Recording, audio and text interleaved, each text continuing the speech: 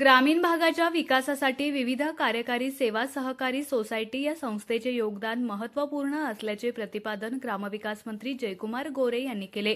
दहिवडी विविध कार्यकारी सहकारी सेवा सोसायटीच्या नवीन इमारतीच्या भूमिपूजन सोहळ्यात ते बोलत होते।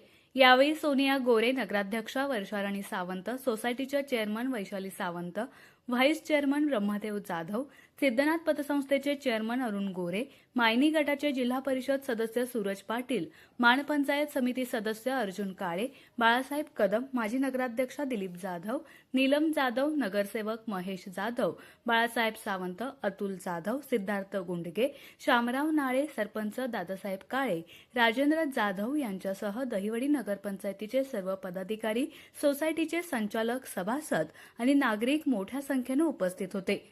आज दहिवडी विविध विकास सेवा सोसायटीच्या नवीन इमारतीचं भूमिपूजन या ठिकाणी होतंय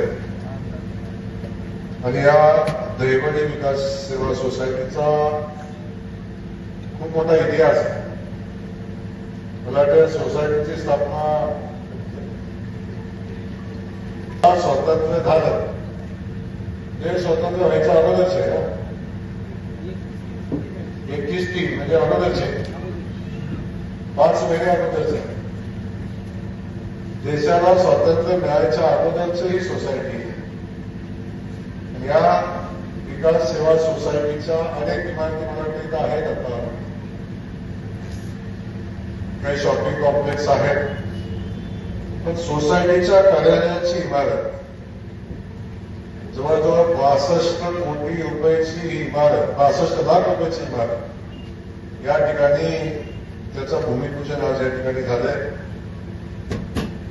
मी विद्यमान सोसायटीच्या संचालक मंडळातील सगळ्याच सोसायटीच्या सदस्यांचं, खास करून चेअरमन आणि व्हाईस चेअरमन या सगळ्यांचं मी मनापासून अभिनंदन करतो, मनापासून कौतुक करतो।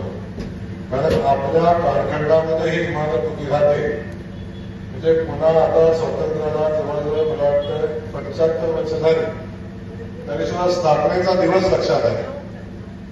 भविष्यात जेव्हा 75 वर्षांनी ही सोसायटी कुणाच्या कालखंडामध्ये झाली, तेव्हा वैशाली ते चेअरमन होत्या, ब्रह्मदेव जाधव व्हाईस चेअरमन होते आणि हे संचालक मंडळ होते। त्या सगळ्यांचं नाव सातत्यानं या इमारतीच्या भिंतीवर लागलेलं असेल अशा पद्धतीचं काम आपल्या कालखंडामध्ये या ठिकाणी होत आहे आणि एक ऐतिहासिक दिवस आजचा दहिवडी विकास सेवा सोसायटीच्या या भूमिपूजनाच्या निमित्तानं आहे।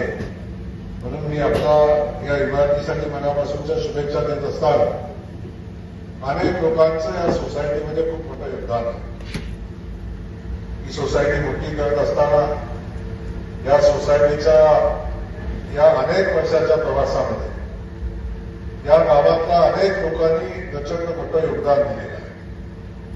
त्यांच्या योगदानाची आठवण करणं हे याच्या दिवशी महत्वाचा विषय आहे। कारण त्यांनी काही आदर्श घालून दिले, तगडा कारभार केला। सोसायटीचं मला वाटतं 13.5 कोटी रुपयाचं कर्ज वाटप माझ्या सोसायटीच्या माध्यमातून आहे।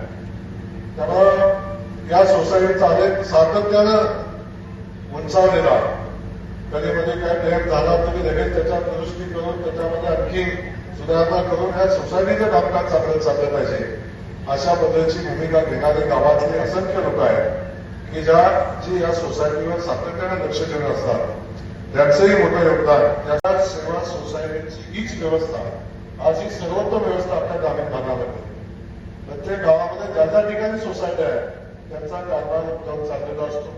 एका दुसरा गाव लागला असेल नाही तर सगळ्या सोसायटीचं कामकाज चाललेलं असतं आणि आमच्या शेतकरी बांधवांची खऱ्या अर्थवाहिनी काय असेल तर ती आमची विकास सेवा सोसायटी असते। त्यामुळं आपल्या सगळ्यांचं आपण खूप चांगलं काम या ठिकाणी विकास सेवा सोसायटीचं व्हावं अशा पद्धतीच्या भावना या निमित्ताने व्यक्त करतो।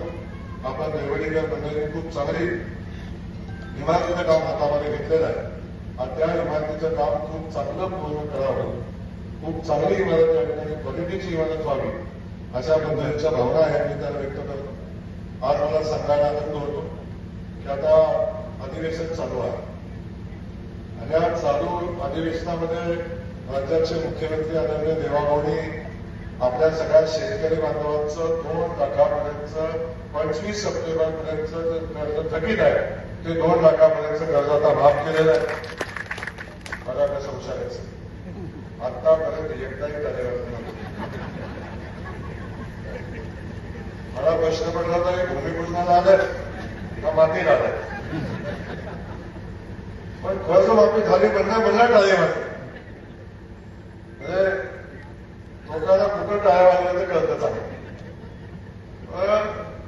आपल्या सगळ्यांना 2 लाखापर्यंत कर्ज माफ करण्याचा निर्णय राज्याचे मुख्यमंत्री आदरणीय देवेंद्र फडणवीस साहेबांनी घेतला, जो त्यांनी निवडणुकीमध्ये शपथ दिला होता. आणि त्याच्याही पुढे जाऊ ज्या लोकांनी नियमित कर्ज भरलं नाही, ज्या लोकांनी नियमित काय झालं अनेक कर्ज माफ होते पण कधी भरतच नाही, थकीत येते, पण नियमित कर्ज त्यांनी भरलं अशा लोकांसाठी पण 50,000 रुपयाचं सानुग्रह अनुदान देण्याचा निर्णय घेतलाय. आता टाळ्यावर काय हरकत नाही. 50,000 रुपयाचा तोही निर्णय आता घेतला. 50,000 रुपये जो ज्यांनी भरले त्यालाही 50,000 रुपये मिळणार अशा पद्धतीचा निर्णय आता राज्याच्या सरकारने घेतलाय. आपला आता काही सगळं व्यवस्थित चाललेलं आहे. लाईट मोफत आहे, कर्जाची माफी आहे, गृहस्थीचं धान्य मोफत आहे, बहिणीच्या खात्यावर 1500 येते, भावाच्या खात्यावर पहिल्या वर्षाला 12,000 येते. आता अडचण कशाची राहिली नाही. गॅस पण आता मोफत मिळते. तर फार काय टेन्शनचा विषय राहिला नाही. आपल्या सगळ्या आता बरं चालत आहे. पण एक व्यवस्था चालवत असतात हे कर्जमाफी करणं हे काही फार चांगले पण जी जी आवश्यकता असते सरकार करत असतं त्या अनुषंगाने होत आहे. पुन्हा एकदा आजच्या दैवलीच्या कार्यक्रमाच्या निमित्तानं मी मनापासून सोसायटीच्या सदस्यांना सोसायटीला मनापासूनच्या शुभेच्छा देतो. आपण सगळ्यांनी आता एवढं चांगली इमारत मंजूर केलेली आहे तर आपण काम पण चांगलं करावं. वाद विरोध करू नये, कुणीला बांधणीत करू नये, काय ते कोणी समजून घ्या, मी काय त्यात बोलणार, पण चांगली इमारत व्हावी, क्वालिटीची इमारत व्हावी अशा पद्धतीची भूमिका आपण घेऊन एक सुसज्ज अशी चांगली इमारत आपण उभी करावी अशा पद्धतीची अपेक्षा या निमित्तानं व्यक्त करतो. त्या कामाच्या संदर्भात आपण काय सांगितलं, पेमेंट क्रॉपच्या कामाचा विषय इथला आहे. अन्य काही कामाच्या संदर्भात विषय सांगितला. महेशने सांगितलं की आम्हाला शेतकरी भवनच बांधून द्या. शेतकरी भवन आता बांधून द्यायला काय अडचण नाही. बांधून दिलेली किती भवनं चालू आहेत त्याचा विषय महत्वाचा आहे. एवढे भवन मी बांधून देतो पण भवन झाडाला कोण जात नाही भवन. आपण मंदिर घालतो तिथे काळजी घेत त्या मंदिराचा पैसे व्हायला नाही गेला भवानवाडीच्या मंदिराचा. माझ्या मंदिराला खाली आपण पैसे देतो चालले व्यवस्थित. त्यामुळं मी अनेक ठिकाणी बघतो, मी गावागावात जातो, काही ठिकाणी एवढी उत्तम व्यवस्था मंदिरामध्ये करतात. आपण सभामंडप 10 लाखात दिलं, गाव 10 लाख 15 लाखात घालतोय, आणखी चांगलं करतोय, सुंदर बनवतोय आणि व्यवस्था पण करतोय. पण काय काय ठिकाणी काय होतं, गावात गेलं की जो गावाच्या मंदिरात कधी गेला नाही ते पुढारी पहिला हाताला धरून देवाच्या दर्शनाला चला, की ज्या देवाच्या मंदिरात तो कधीच गेला नाही पण मला न्यायचा अट्टास असतो. पण तिथं मंदिरात जातो तेव्हा त्या मंदिरात गेल्यानंतर मंदिराची अवस्था बघितली नाही तेव्हा वाईट वाटते. आज 15 दिवस तिथली व्यवस्था काय नसते. माझ्या कारखान्यात काहीतरी व्हावं, त्यांची इच्छा माझ्या कारखान्यात काहीतरी व्हावं. आता सुदैव तुमचं आहे की निवडणुकीचं वर्ष आहे तेव्हा आता गावात अनेक लोकांच्या अनेक आपल्याकडून अपेक्षा आहे. मी निवडणूक म्हणून नाही पण माझी विनंती सातत्याने राहते की आपण आपापल्या भागातल्या कामाला आपण न्याय दिला पाहिजे. कामाला निधी आपल्याला येतो ते काम चांगल्या क्वालिटीत झालं पाहिजे. त्या कामाला निधी आला आणि काम झालं 15 दिवसांनी पुन्हा कुठं काम आहे शोधायला लागतं अशा पद्धतीची परिस्थिती राहते.